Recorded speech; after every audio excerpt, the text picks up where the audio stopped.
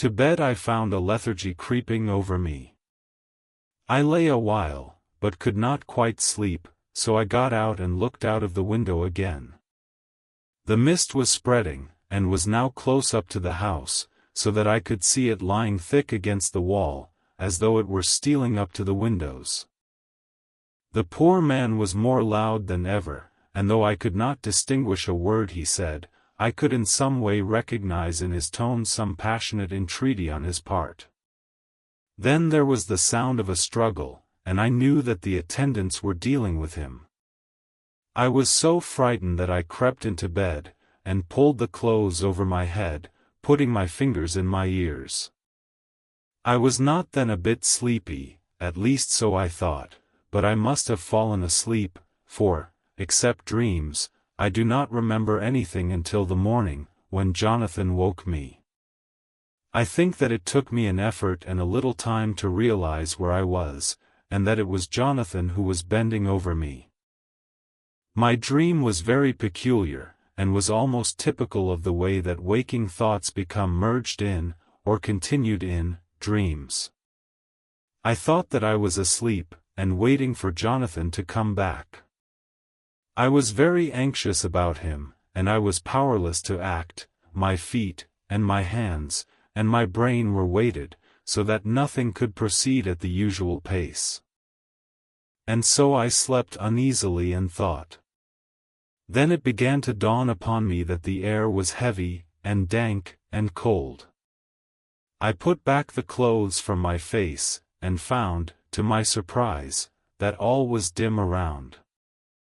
The gaslight which I had left lit for Jonathan, but turned down, came only like a tiny red spark through the fog, which had evidently grown thicker and poured into the room.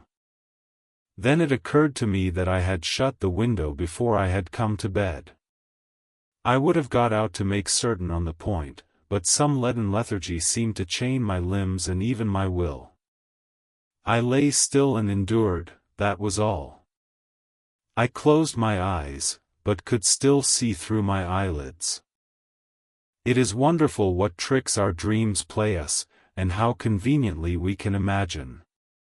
The mist grew thicker and thicker, and I could see now how it came in, for I could see it like smoke or with the white energy of boiling water pouring in, not through the window, but through the joinings of the door. It got thicker and thicker, till it seemed as if it became concentrated into a sort of pillar of cloud in the room, through the top of which I could see the light of the gas shining like a red eye. Things began to whirl through my brain just as the cloudy column was now whirling in the room, and through it all came the scriptural words, "A pillar of cloud by day and of fire by night." Was it indeed some such spiritual guidance that was coming to me in my sleep? But the pillar was composed of both the day and the night guiding, for the fire was in the red eye, which at the thought got a new fascination for me, till, as I looked, the fire divided, and seemed to shine on me through the fog like two red eyes, such as Lucy told me of in her momentary mental wandering when, on the cliff, the dying sunlight struck the windows of St. Mary's Church. Suddenly the horror burst upon me that it was thus that Jonathan had seen those awful women growing into reality through the whirling mist in the moonlight, and in my dream I must have fainted, for all became black darkness. The last conscious effort which imagination made was to show me a livid white face bending over me out of the mist. I must be careful of such dreams, for they would unseat one's reason if there were too much of them. I would get Dr. Van Helsing or Dr. Seward to prescribe something for me which would make me sleep, only that I fear to alarm them. Such a dream at the present time would become woven into their fears for me. Tonight I shall strive hard to sleep naturally. If I do not, I shall tomorrow night get them to give me a dose of chloral, that cannot hurt me for once, and it will give me a good night's sleep. Last night tired me more than if I had not slept at all. October 2nd, 10 p.m. Last night I slept, but did not dream. I must have slept soundly, for I was not waked by Jonathan coming to bed, but the sleep has not refreshed me, for today I feel terribly weak and spiritless. I spent all yesterday trying to read, or lying down dozing. In the afternoon Mr. Renfield asked if he might see me. Poor man, he was very gentle, and when I came away he kissed my hand and bade God bless me. Some way it affected me much. I am crying when I think of him. This is a new weakness, of which I must be careful.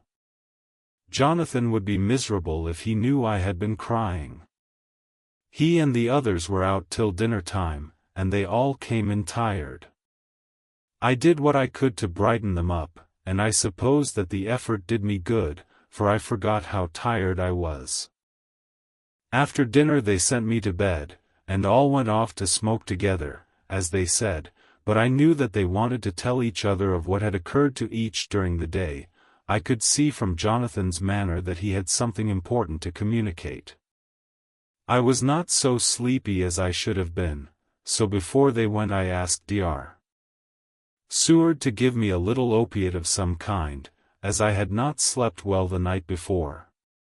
He very kindly made me up a sleeping draught, which he gave to me, telling me that it would do me no harm, as it was very mild. I have taken it, and am waiting for sleep, which still keeps aloof. I hope I have not done wrong, for as sleep begins to flirt with me, a new fear comes, that I may have been foolish in thus depriving myself of the power of waking. I might want it. Here comes sleep. Good night. Jonathan Harker's Journal, October 1st, evening. I found Thomas Snelling in his house at Bethnal Green, but unhappily he was not in a condition to remember anything. The very prospect of beer which my expected coming had opened to him had proved too much, and he had begun too early on his expected debauch.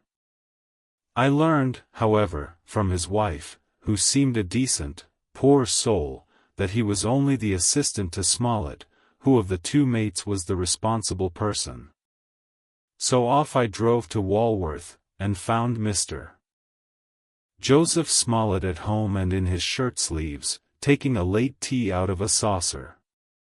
He is a decent, intelligent fellow, distinctly a good, reliable type of workman, and with a headpiece of his own.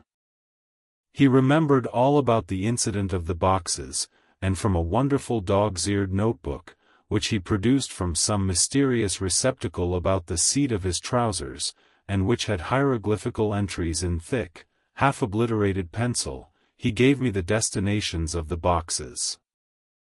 There were, he said, 6 in the cartload which he took from Carfax and left at 197 Chicks End Street, Mile End, Newtown, and another 6 which he deposited at Jamaica Lane, Bermondsey. If then the Count meant to scatter these ghastly refuges of his over London, these places were chosen as the first of delivery, so that later he might distribute more fully. The systematic manner in which this was done made me think that he could not mean to confine himself to 2 sides of London. He was now fixed on the far east of the northern shore, on the east of the southern shore, and on the south. The north and west were surely never meant to be left out of his diabolical scheme, let alone the city itself and the very heart of fashionable London in the south-west and west. I went back to Smollett, and asked him if he could tell us if any other boxes had been taken from Carfax. He replied, "Well, governor, you've treated me werry handsome." I had given him half a sovereign, and I'll tell yer all I know. I heard a man by the name of